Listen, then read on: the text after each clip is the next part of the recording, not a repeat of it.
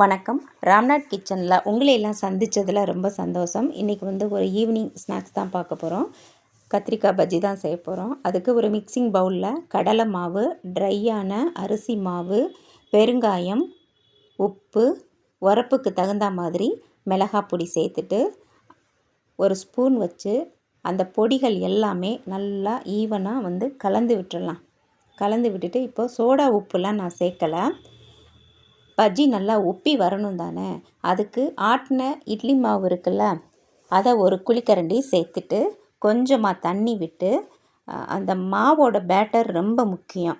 ரொம்ப தண்ணியாகவும் இருக்கக்கூடாது, ரொம்ப கெட்டியாகவும் இருக்கக்கூடாது. ஸ்மூத்தாக இருக்கணும். கலக்கி வச்சிட்டா இந்த மாதிரி நல்லா சாஃப்டாக இருக்கும் மாவு.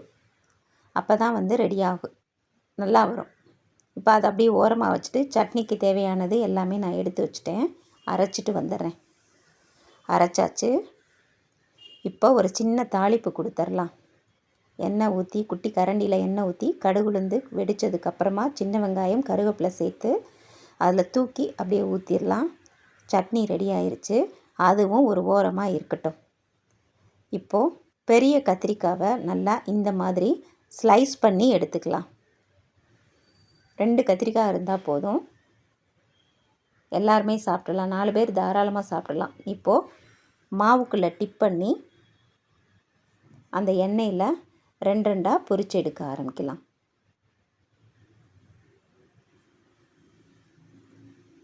மீடியமாகவே அடுப்பை வச்சுக்கிறணும்.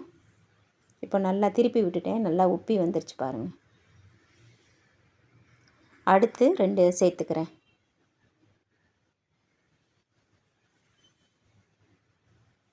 அதுவும் ரெடி ஆயிடுச்சு.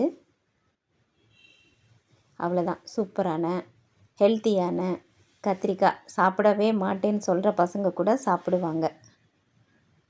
திரும்பவும் முடிஞ்சது அப்படின்னா சந்திக்கிறேன். தேங்க்யூ.